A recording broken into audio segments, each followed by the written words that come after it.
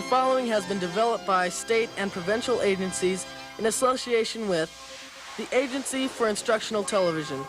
Together, serving education.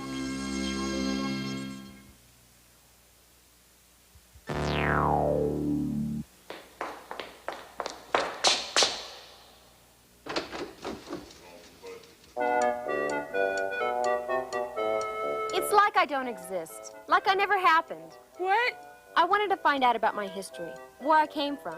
I spent hours at the library and couldn't find a single thing on me. I'm a nothing.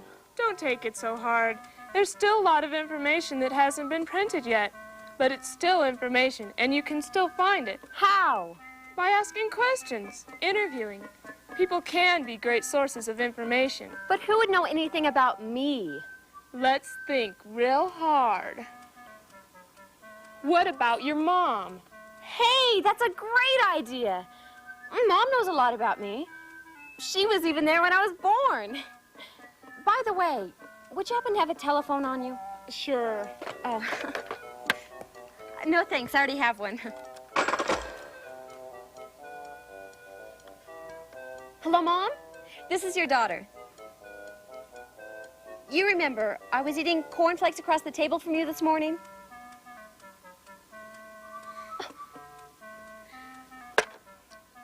Is this 555-1627? You dialed the wrong number. Ooh, for a minute there, I was really worried. I still am, a little. Assuming you have the right phone number, people can be great sources of information. Sometimes they're the only source. Sometimes you might need to know something no one has written about or made a program about. It might be something private, like the history of your family, or something that just happened, like a traffic accident. Now, just as there are useful ways to go about getting information out of, say, the library, there are also useful ways to get the information you need from people. For example, you can interview them, but good interviews don't just happen. They require a little preparation. I mean, you wouldn't just burst in on someone unannounced, or would you? Do you have a felt tip pen? Sure. Love that stuff. Hi. Hi to you, Sally Ann. Can I ask you a couple of questions? Sure. Okay, great. I have this report to do for my home ec class, and I want to interview you. Interview. Oh, gee, Sally, I'm really running late today. I don't have... Please. All right. All right. But make it quick. I really wish you'd arranged this in advance. Okay, I'm doing my report on problems faced by working mothers. You mean like being late to the babysitter? Exactly. I know you have 2 kids, Clark and Kent. Mark and Brent. Oh, well, whatever. And you have a job, so that makes you a working mother. Was there something specific you wanted to ask me, Sally? Your problems, I guess. That's a little general. Could you be more exact? Well, did you have any problems today? Nope. This is the first. Oh, I know. I want to tape you because, see, I usually can't remember things very well, and I can't write as near as fast as you can talk. And even if I could, it'd probably be all scribbly because I always write scribbly. Anyway, my friend Flicker, you know, I've been looking for him for weeks. He's so cute. Anyway, and so I want to get you down on tape because maybe in class, you know, I can get in and we can do a little oral thing with your voice, what you said to me, and so on, so forth. Okay, we're almost ready now, if I can just find the end of this thing. My brother Bobby ties us in knots on purpose. I can't believe him sometimes. He really does get on my nerves. Get this in there. We got this all together, and we're ready. Okay, I've got one good question to ask you. You don't think there's enough low-cost daycare centers around, do you? I can't answer that question, Sally. That's an incredibly leading question. Oh, darn it. This thing isn't even on. I bet he's been playing around my tape recorder again. He always does this to me, and I can't did it when he just... I'm really sorry about this. I just can't... Sally, I'll tell you what. We'll get together again when you're a little bit better prepared and you have some specific questions to ask me, but right now I have to run. But it's starting to work. And... Rats. Oh, too bad. Now, a good interview with Miss Dockstedder would have added some personal insights to Sally's report. A good interview can get you useful information, but it doesn't just happen. You make it happen. Here's how. First, be prepared. Before interviewing a person, you need to figure out what you really need to know. Have a few key questions written down. Also, be considerate. Make an appointment. Show up on time. Dress appropriately. And be accurate. Don't trust your memory. Take notes. You may use a recorder if the person doesn't mind, and if later on you're not sure of something, check back with that person just to make sure you have it right. Being prepared, considerate, and accurate apply to all sorts of situations where you need to interview people to get important information. They apply to Sally's interview with Ms. Dockstedder, and they apply to this.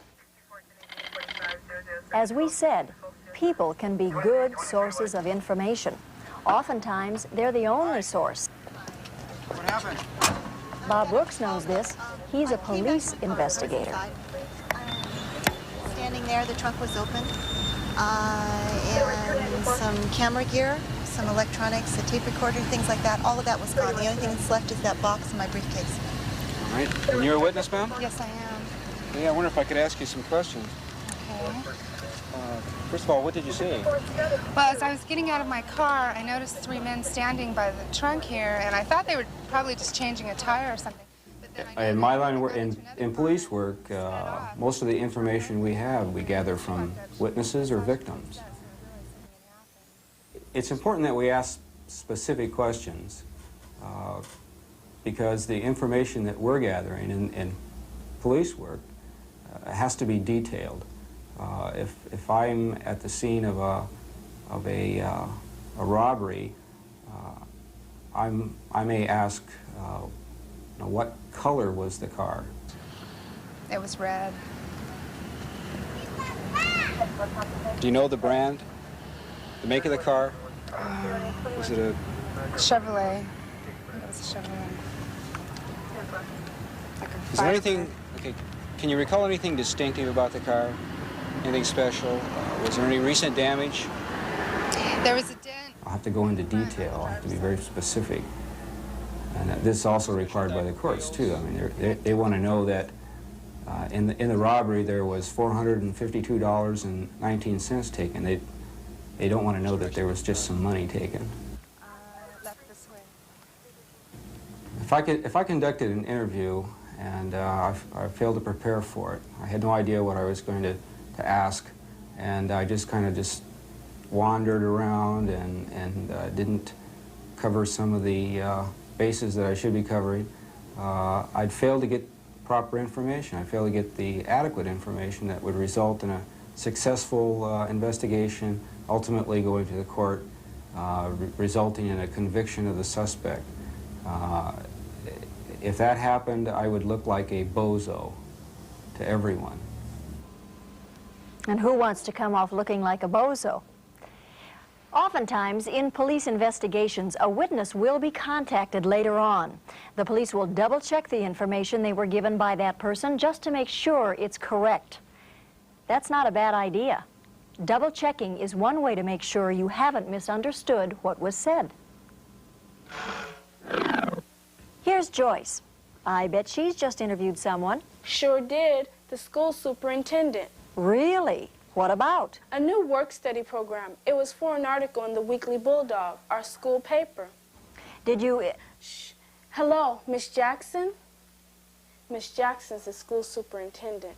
Ah. Thanks for taking this call. I was going over my notes from the interview, and I was going to quote you directly. Yes, you said, no other school district has a program like this, and I want to use that statement in the article. Out of context. Oh, you want me to make it clear that you were talking about school districts in this area? Sure, I'll do that. Okay, thanks a lot. What was that about context? Oh, when I interviewed her, she was comparing this program to programs in other school districts around here. That was the context in which she was speaking. She wanted me to make that clear when I used the quote. If I didn't, people reading the article might think she was talking about school districts everywhere. That sounds like Sally. Come in.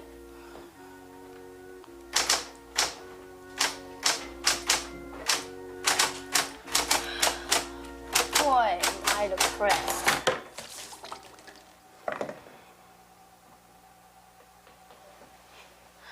Don't laugh.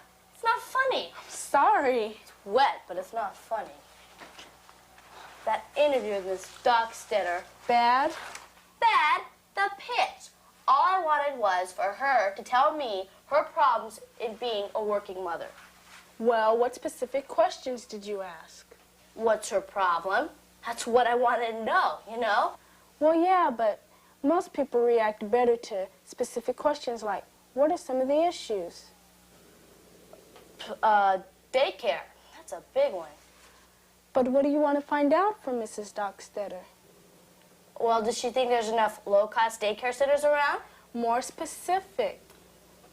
Well, did she have trouble finding a daycare center for her kids that was low cost? Good. I bet you'll talk an hour about that one. Wait a minute. I'm going to write all this down. Next time I talk to Miss Dockstedder, I'm going to be prepared. See? Prepared?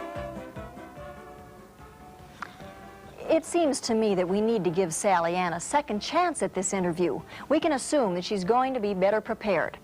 Let's see how she does. It's 3:15, Miss Dockstedder. Don't you have to rush off and pick up Clark and Kent? Mark and Brent? No, in fact, I don't. You see, several days ago, Sally, you remember Sally? She made arrangements with me to stay with her after school today for about half an hour. So I just had the sitter keep the boys a little longer. Thank you for taking the time to talk to me, Miss Dockstedder. Sure. I'm doing a report for my home economics class on problems faced by working mothers. I have about 6 specific questions to ask you. I'll answer them for you as best I can. Do you mind this is recorded? Not at all. Let's start with daycare. I've read that many working mothers have had problems finding a dependable daycare center. Have you personally had that problem? Well, yes, now that you mention it, that's a really good question to start with, Sally, because I think that finding good, reliable daycare is probably one of the hardest questions. I just bet this is going to be a great interview. You can see how this interview is going to add quite a lot to Sally's paper. So the next time you interview someone, remember, when you walk in the door, be prepared. Have a list of good, specific questions ready. Also, be considerate. Make an appointment and show up on time. Finally, be accurate. Take good notes, and if you have a question or want to double-check something, contact the person you interviewed. Nobody likes to be misquoted or to have things that were said taken out of context. Conducting an interview can be a very useful way, often the only way, of getting information from people.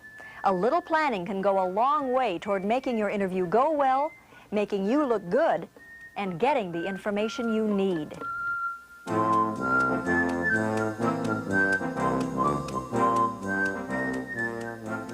This series was produced by the Tom Eberhart Company through the facilities of KRMA and KOCE TV under the supervision of the Agency for Instructional Television.